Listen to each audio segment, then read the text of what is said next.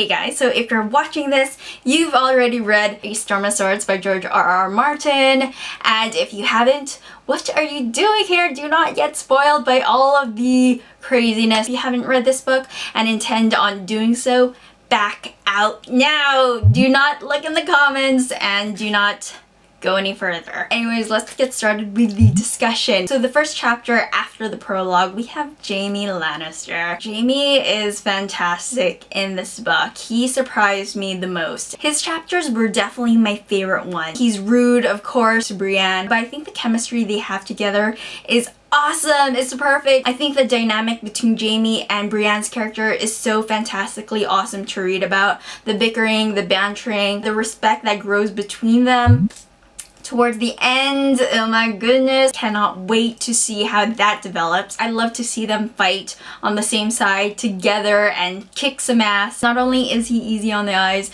but he's really funny too. Oh my gosh, the Lannister brothers are definitely my top favorite characters for sure. Next, let's talk about Jon Snow. Jon Snow definitely gets busy with the wildling lady girl. You know nothing, Jon Snow.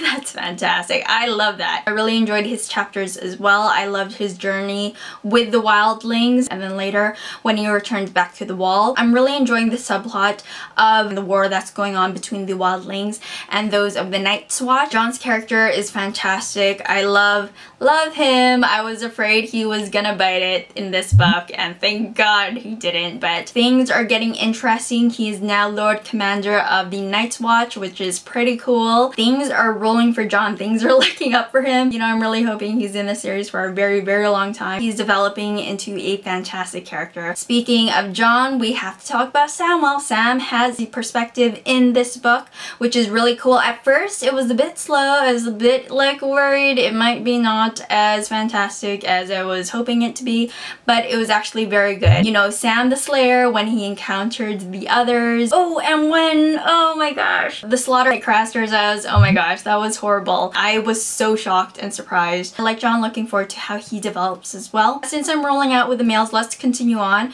Let's talk about Bran. Bran, of course, is the youngest character in the series. Of course, there are moments where he's childish, but he's actually very mature for his age, and I think Bran is going to be a very important character as the series progresses. You know, Bran's ability to go within Summer and control Summer and even Hodor, that's pretty amazing. So if he could do that with Hodor, I can't even imagine what he could do with other characters. So cannot wait to see how his journey progresses. Next, guys, let's talk about Davos. Davos the Onion Knight, Lord Davos now, which is really cool. At first, when I read him in A Clash of Kings, I wasn't really feeling him, and he was assisting Stannis, which I wasn't really too fond of his character as well because he's a really cold character, but I'm starting to warm up to both of them. But anyways, back to Davos. I think Davos is a fantastic, honorable, sweet, level-headed character. He reminds me a lot of Eddard Stark, Ned. He makes a lot of sense, and he's a very good advisor, right-hand man to Stannis. So I really like how their communication for the most part is very open, and he trusts Davos. Looking forward to see how his character develops. Next, guys, let's talk about Tyrion the Imp. Love Tyrion, still love Tyrion. He's been going through some tough times. He has it rough in this book for sure.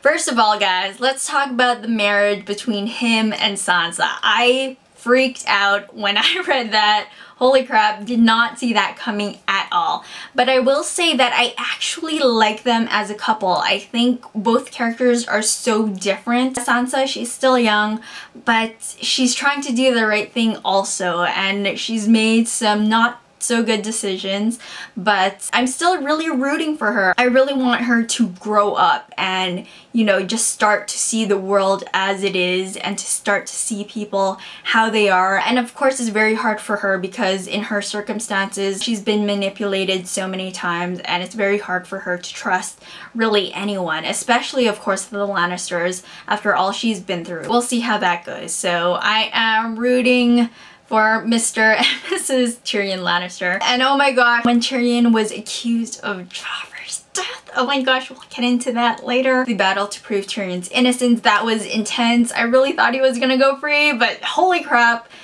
the guy, I was so angry. Had the mountain defeated.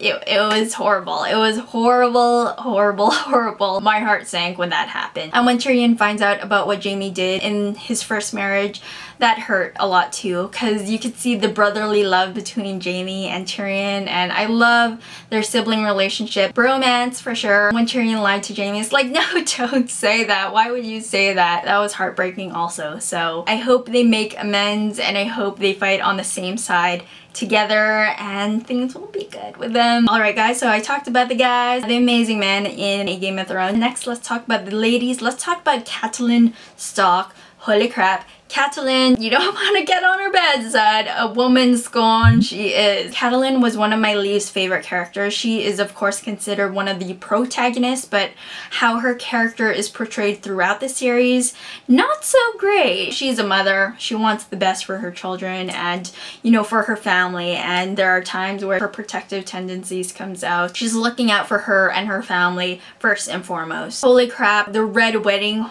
that was intense.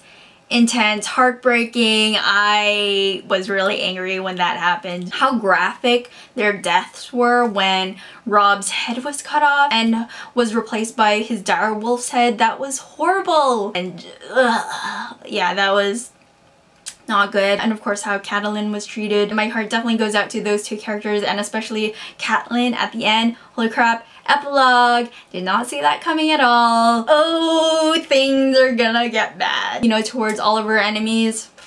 They're dead. They're gonna die. Everyone is going to die. Gone.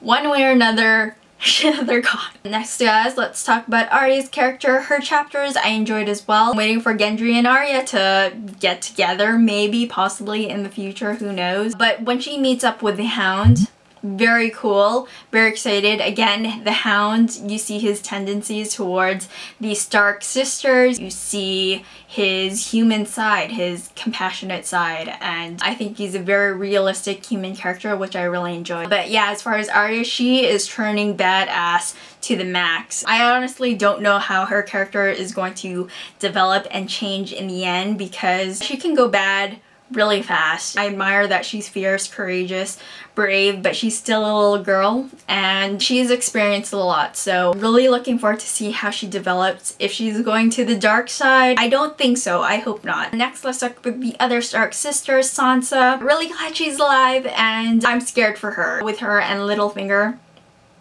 it's going to be crazy. Sansa's character, I was so afraid for her throughout the whole book. And let's talk about Joffrey's death. Oh my god. I was not expecting that at all. Like, at all. I was like, oh my gosh, is this seriously happening? Where were you when Joffrey died? For me, I was at Dairy Queen eating supper, eating a chicken burger and onion rings, and when I read that part, my jaw dropped. It's like, I had to reread those parts again. It was insane. Those who do not read the books and are waiting for the next season to come out, they are going to have a field day when that happens. Ugh, that's horrible to say, but yeah. We don't have anyone to hate anymore. Like, really, really hate. So I'm very interested to see if anyone steps up to the plate who will just be as crazy and horrible as him. Who will take Joffrey's place? I don't know. And let's talk about Daenerys. Holy crap, Daenerys Stormborn, Targaryen, Mother of Dragons, Khaleesi. Loving her character and story arc so far. The thing with Ser Jorah Mormont, kind of predictable when Ser Jorah made the moves on Khaleesi, and we will see how everything goes for those two. I'm really hoping Ser Jorah comes back. Love his character, but I think she's kicking ass. She shows so much compassion for her people. The Unsullied warriors are really cool. Feel super bad for them. Very, that was difficult to read. You know, she's tough, but she's fair, I think. I can't wait till she heads over to Westeros and claims her Iron Throne. That'll be cool to see who she dukes it out with. Or maybe the bigger picture with the wildlings and the others and the craziness that's happening at the wall. The others versus the dragons, we'll see. I don't know. There's gonna be a lot of things happening. Let's discuss down below. Love to hear your thoughts. Storm of Swords, fantastic. That's everything, guys. I will talk to you later and have a good one. Bye.